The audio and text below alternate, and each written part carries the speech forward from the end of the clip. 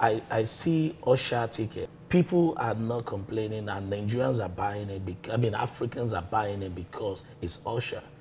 The same venue, the same everything, and we feel like our own product should not be, you know, so this much of price or something. Okay.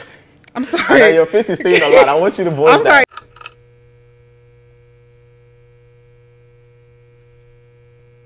All right, and we're back on another show of the Club Elay Show. I'm here with my great host.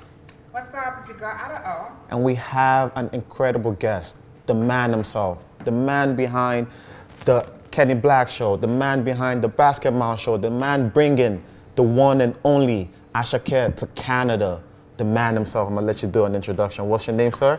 My name is Elay, Darren, the popular known as Hunter. The Hunter, not just Hunter, as I always say. We never say just the word, we say the whole thing, like a pimp named Slickback. Thank you so much for coming to the show. Thank you for having me. No problem. And today we're here to sit and talk about the show, the one show, the show that we all been waiting for, ASAKE Tour in Canada. And I'm not gonna waste any time. There's no time to be wasted. We're gonna go right into it. And I wanted to ask you, my very first question, what inspired you to want to bring ASAKE to Canada? Because you could have brought anybody. You could have brought the likes of Wizkid, you could have brought the likes of Olamide, you could have brought the likes of everybody, but you chose ASAKE, Mr. Money. What motivated that? Well, first of all, I'll say right now in Canada, ASAKE is one of the most anticipated artists right now. Canada wants ASAKE. ASAKE has been to so many countries, shut down so many big arenas, and he has never been to Canada. So many people are reaching out to me, asking like, what's going on, bring ASAKE, bring ASAKE. So that's one. Number two, I believe everything is probably working with the right time for, there's right time for everything. Everything is in rhythm. This is the ASAKE time. ASAKE has not been in Canada before, and we're not doing like probably multiple shows, like maybe 5, 6 cities. So we decided to do just 2, so that people from every other place will come together and, you know, get the, I mean, we can get the number we want. So we need that big capacity for it. You know, the one thing I liked when I heard about this show is that it wasn't a major promoter doing it. And I don't mean like a person, I mean like these companies, like the Live Nations and so, which excited me but also worried me because we have not been in those spaces. Like, I feel like Canada is the wild, wild west in regards to Afrobeat. There, it's makeshift, it's DIY, like we're all kind of figuring it out, right? So you taking on such arenas, you know, is quite ambitious. Yeah, there's always a first time for everything. I love that. So if someone is like, someone has to do it, someone has to start something. So that's why I had to be like, okay, I'm gonna take that risk. Yeah. And I believe the whole community is gonna support me. So it's not easy. We did together that capacity. First of all, the questionnaire itself, you feel down about it. Like, that's what I wanted to ask. Sorry to cut you off, but I wanted to ask you about some of the difficulties you face. You said it's such a risk to acquire such a venue like that and put on such a venue like that at a show like that. Yeah. What are some of the things that you faced from the outside community looking in, from the venue itself, from other companies that could have been wanting to do ASAKE? Because I know a list of people that wanted to do ASAKE. Yeah. You know, and you were lucky enough to be the one that they trusted with that event. So what are some of the things you've faced in terms of adversity? So first of all is you competing with big company like Live Nation and Co, right? And secondly, getting those venue is not easy because they will ask you what capacity of event have you done before? What venue have you booked before? So apart from that, the YBNL as a company and trusting a brand as big as ASAKE to you that you have not done something like that before, you need a whole lot of conviction, like you need a whole lot of explanation, like the blueprints. Like I had to do everything from the scratch to how I would deliver the show in paper, just to prove to them that I can do it. And I'm guessing this is something that took months of back and forth. It took months. This is the part that we don't really know about. We just see the show happening and we just attend the show, but you're letting us know firsthand right now that you went back and forth with not just the label, but also with the arena and also with competitors. Yes. I have to give that to you because that's a battle like I'm not willing to fight by myself, and you're doing this by yourself. Is that correct? Yes, yes. And this is a show. I actually have people with me. Okay, you can do. I don't think you can do that by yourself, all by yourself as a single person. I do have my crew. I have my team that believe in me, that believe in that project, that idea, and each time there is a challenge, each time there is a question that I cannot even answer, I have to go back to them and say, yo, see what is going on, see this new development, and we all sit down, brainstorm about it, see what we can do. Okay, how do we, then we just try and implement it. But thank God today we're here. I love the collaborative effect going on. And everyone on your team, I'm guessing they're all of a black background. Do you have any diverse people on your team, or you just trying to keep this in the community because it's our first one and you just want to kind of like give the young youth an opportunity to shine? Yeah, everyone in the team has, I mean, everyone is Nigerian, not even, yeah, everyone is Nigerian. And they are solo, they just want it to happen. I see that. I see that. No, I was a part of the team that went for the viewing at Scotiabank Arena a couple of days ago, and I got to meet some of the people on the team. We'll try to make sure we get a clip for you guys so you guys could just have a snippet of that as well. And I love the way your team are so advanced. They're young, they're youthful, but they were very advanced. They were even asking more questions than you because it seems like they have a lot of background. How did you come across the team and how did you source a team like that? So it's very funny that I have some people that we didn't even have them on from the beginning. They joined us by like through a friend, and the lady actually wrote a whole script about bringing ASAKE to Canada without even meeting me yet. Oh wow! She was trying to sell like the idea to where she works, but they are not buying it. So meeting me, and I said, okay, why do I entrust? Because I've been entrusted with a brand and a big product like that. Why do I give you to work on? And she told me that so time I did so thing about this project. So I believe like, okay, such a person would definitely have passion for that same artist. Yes, and I'm guessing that person on your team is Tanisha. Tanisha, yeah, I met Tanisha. She's done a few festivals, great background as well. I'm gonna let you take that on. Amazing. So, of course, it's a big project. I feel like Toronto is like an obvious city. Edmonton was a little bit of a curveball. I feel like it's very underrated in regards to just, I guess, like Nigerian population. Like people don't really consider like Edmonton to like sell out. What do you think about that? Well, it's so I faced this especially when we went to Edmonton to, book the venue, talk to people and all that. They always say, Edmonton, why do you want to do Edmonton? Because it's not a city that I can. And for me, I went online, I checked on the populations of, Africa, Nigeria, listeners and all that. And I realized, I put the numbers together and I check on neighborhood city to Edmonton. And I put those numbers together and I said, like, okay, if I do this kind of promotion, this kind of a certain level of ad within all this city, I can do it. I can pull it out because we have Regina, we have SARS, we have Vancouver, we have Edmonton, apart from smaller city around them. From these numbers, I have a strong belief I'm going to sell it out. I like that. I like the confidence that you're taking into the show. Did you have something else you wanted to add? I love that. Honestly, I'm so excited. I'm so excited for this. But I know there's a lot of people, a lot of skeptics that don't feel like it could sell out. And also, too, the conversation is it's expensive. What do you have to say about people complaining about ticket prices? Okay, so number one, when we booked the arena, and I'll call myself probably high risk to them. So if you want to apply for credit card or something, if you're an high risk, you pay more than someone that has a frequent record with them, right?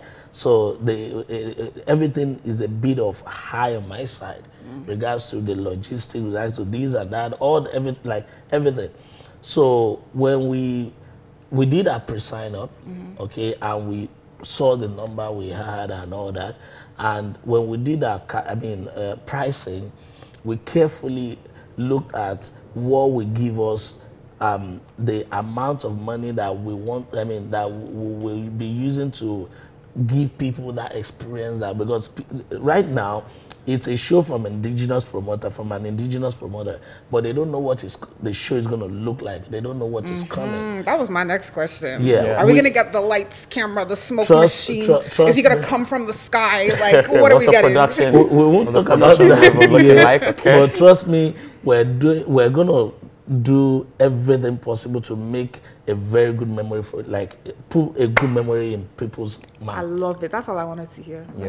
So yeah, speaking about production, Club Elay has been given exclusive right to showcase the whole production, so you guys can see exclusively what everything goes on behind the scenes, but we're not going to talk about it on the show, but you guys tune in on that. I have some things here that I wanted to share with you. I'm not sure if you've seen it already, going off about what she said about the ticket price, and I have some tweets from the Twitter. Not to hear it, because Twitter is a sick place. From the tweeters, and I'm going to share some of them to you just so you could just be aware of what the community is saying, what the streets are saying, and we're actually going to take this to the streets and actually get some ASAKE question. We have so much things impactful that you guys are going to be aware of. This one I find very funny. I don't want to name the people that people back, but it says, ASAKE, you're paying 50K to see in Nigeria. His price is Toronto. Ticket at 300. Joanna, I go dance for my house. But you say I'll be dancing Joanna at home in the theaters. But that was just one of the comments. Another one says, ASAKE is not ready for Toronto. With those ticket prices, I'm saying when he's ready, he will let us know. The venue will be empty. This is just obviously emotional, you know, fans. They will pay. They will still pay. They're already paying. They're already paying. I believe that person has already buy that ticket. And then I think there was one more that I saw. Okay, here it is. I have VIP ticket. Okay. Well, everything else is it's the same concept. It's the same thing. Everybody's just pouring out their emotions. Everybody was expecting, I think, for me personally, what caused a conflict for me when I first saw the ticket prices, and then before I spoke to you when we had a conversation in the car, was Burna just came. And that's such a big foot to follow after. That's such a big act to go after. And you guys, I love what you guys did with the marketing and the promotion. It came at the same date. I saw the marketing promotion came the day of, and you know, that being such a big shoe to fill, my concern was that I paid to go see Burna Boy, and the prices were not close when the initial tickets came around, and I'm just like, Burna is a big act. You know, respectfully, his catalog is a lot bigger than ASAKE. So I felt like that was what made a lot of fans emotional as well, because they were now comparing Burna's show to ASAKE's show. Is that something that was a thought process when you were kind of like doing your schematics for your numbers? Like, did you compare the Burna to the ASAKE, or were you more so going off of just the logistics of things that you had to handle in terms of cost of the production? So one thing people don't realize about Burna ticket when they put it out on ASAKE is that Burna's ticket has been out for about 6 months back, right? So when you have a show 6 months ahead, you're going to put a ticket in a level like, okay, you want people, because so many people, if it's a show of 6 months, they won't want to buy now or buy later, especially Africans who know us buy later. So you need to put it in a way that is going to be more encouraging for people to buy now because it's cheaper.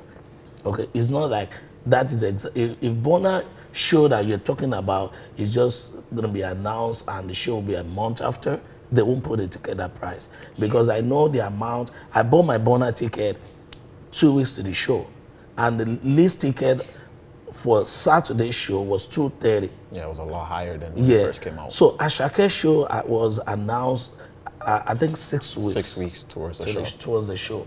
So there is no like too much room for us to do like those. We need to go like in a level that we're not going to sell a show of that capacity, and we can't afford to pay for production of that level of, you know, show we're looking at to give to people.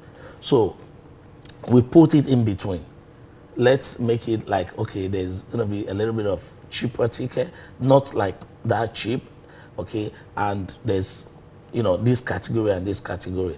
Then lastly, I would like to just, you know, make our people understand that I see Usher ticket. Usher show is probably September, right? Yeah. And look at what the ticket pricing is. People are not complaining, and Nigerians are buying it. I mean, Africans are buying it because it's Usher. The same venue, the same everything, okay? I don't know how the production will look, but it's almost the same everything. Yeah. And we feel like our own product should not be, you know, so this much of price or something. Okay. I'm sorry. I know your face is saying a lot. I want you to voice that. I'm sorry, you comparing ASAKE to Usher? No, that's not what I'm comparing. But what I'm saying is, when people are buying Usher ticket for 1,100 standing, and you cannot say, okay, my own 10% of that. Yeah, Yours is for 10% my, of that. yeah, you know. So that's No, what I'm saying. 100%. No, I understand your situation. Before I've even spoken to you, in my head, I've already rationalized, okay, first of all, why did you choose it in April? Was it a timing thing, like a schedule thing? Like it had to be done in a certain time? So those are part of what we have from the venue, like the dates available with the artists, with the day, yeah. So I considered that. I considered a lot of upfront costs that you're going to have to take on because you're not, well, I'm sure it's insured, but you're not like a Live Nation. You don't have like those major investors and insurance behind you that the venue probably already has history with, working with, or is familiar with. So I consider that as well. I understand why the ticket is the cost that it is, especially in Canada. I feel like people fail to realize our demographic for this Afrobeat scene is very in its infancy stage. It's very like, it's very just young, you know? Yeah. And to penetrate it, like, yeah. I don't even know what I'm trying to say, but pretty much it's really young. It's in its infancy stage. There's not a lot of us. And yeah, like this is what it's gonna be if you want to bring like an artist like ASAKE, because you couldn't do any other venue. Yeah. You realistically couldn't. I mean, you could do Rebel, but then you do Rebel for like 3 days, 4 days, a whole week probably. And that didn't go well when he did that in London before his previous show. There was a lot of incidents. So yeah, they are also very concerned about their venue, like after the London show. In fact, we're doing the insurance. We had to, you know, explain a whole lot of things, you know, to the insurance company that, okay, this is because when they Google it and they see that, that's a red flag, right? Yes. So we had to tell them like, no, this is it. It's a bigger venue. We have security. We have this. We have this. We have everything. Yeah. No, for sure. I definitely understand a lot more with my background. I've done a lot of shows as well, and I understand the logistics of things. I did not question the price when they first came out, and I know like to compare ASAKE to Usher is such a big drag. Of course. But I also understand that like we also have to take accountability to show support for when things are happening. I think the problem in Toronto, especially, is that we've had previous promoters that have taken advantage of the fans. So a lot of fans are just very questionable when things happen. You know, we're coming off of emotions instead of off of more of like experience. We haven't really experienced. We've never experienced any Afrobeat artist at Scotia Bank. This is our second time. Within a month. You know, within a month. So like, you know, I definitely... The first one is done by Live Nation. Yeah, the first one is done by people so this is the first time. This is the first time. Actual, because promoter, which is what I was trying to say. People don't put account the database that Live Nation does. We do. And this is why we have this talk show, so you guys can be informed. Because their database is incredible. You know, different market, the resources is that incredible. they have, the numbers that they have. The fact that you said that you went to go do your own census and population calculation of Nigerians. I don't even know if Canada itself has properly documented those numbers. You know what I mean? It's very hard to find most of those numbers statistics. you see that the last time it updated was like probably like 6 years ago, 5 years ago, and all that. 2016. Yeah. So I get it. I'm excited. I'm proud. Let's just, let's do a good job. Yeah, let's do it. Let's execute it, and that's what we're here for. We're gonna see you through. The community's backing you. We're backing you. We support you. Just to go a little bit off, I wanted to ask about your previous experiences, and I just wanted to ask, could you tell us 3 of your favorite shows that you've put together, and just pick one of them to tell us what made the event such a captivating moment for you? I'll say in Canada, you mean? In Canada, yeah. Doesn't have to be Toronto, just Canada in general. So I do comedy show of, like, I did Ken in Black in Toronto. Yes. And it was really good. I mean, people enjoy, like, for me, the most important thing is when I'm doing show, I'm looking at my audience, I'm looking at my crowd. Are they enjoying what they pay for? Are they enjoying what they leave their time and, you know, so many things to come and see? So if I call them tomorrow, will they come? So I've done a couple of shows like that. I did Basket Mouth. Yes. I did I did a couple of shows that I can say, okay, when I look at people and I see their, you know, customer satisfaction, then I'm going to be really proud of myself. And from all of those artists that you've mentioned, which one stood out to you the most that you felt like, wow, this is someone that is pushing for the culture? I'll say Kenny Black. Kenny Black, yeah, I could feel it.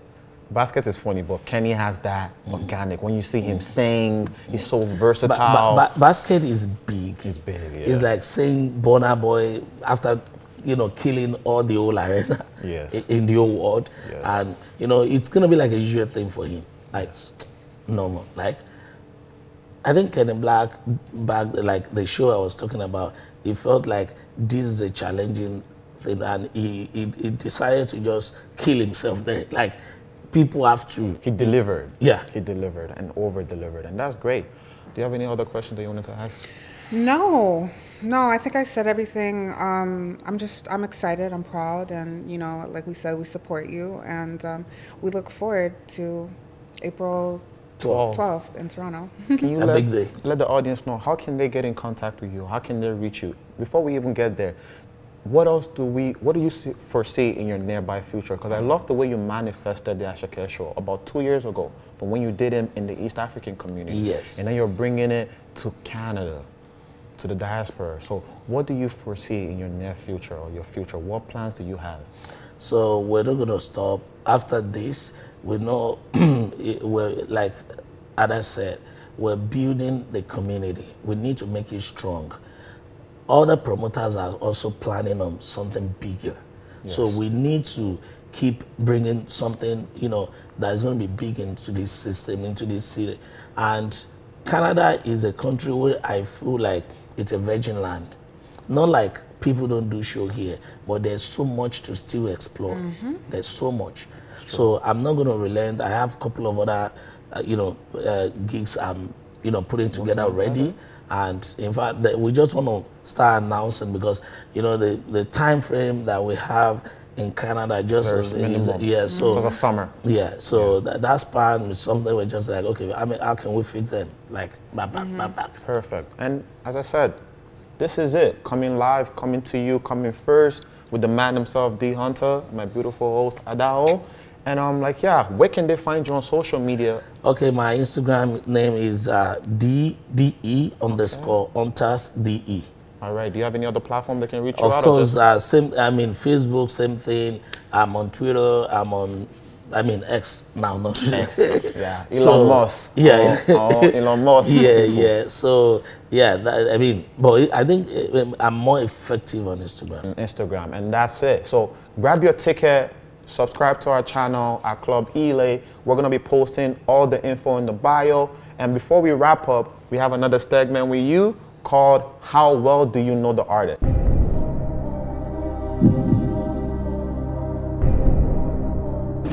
Welcome into the hot seat. On this segment, we're going to be asking you questions on how well do you know the artist. And just like everything in life, there's always a catch. The catch for this segment is that every question you get wrong, we're going to be designating tickets to the viewers that can get the answers correctly. We'll work out the details and have the information at the end of the video. But for right now, are you ready to answer questions on ASAKE? Do I have a choice? You sadly don't. Ready. You're in the hot seat already. You have a choice before you got into the seat. Morning already. Alright, it's gonna be very simple. Question 1 for $100. What song is not by ASAKE? A. Mr. Money. B. Don't Hide Me. C. Jeje. D. Lonely at the Top. Jeje. That's correct. See? You're already doing great. For $200, in which year did ASAKE release the debut single, Mr. Money? A. 2018. B. 2020. C. 2019. D. 2021. We'll leave that for the audience to answer in the comments. Third question. $300. What is the title of ASAKE's collaboration with Olamide that gained widespread popularity in 2021? Is it A. Super, B. Omola Remix, C. Okwe Remix, D. Suju? That's correct. For $400, which record label is ASAKE signed to?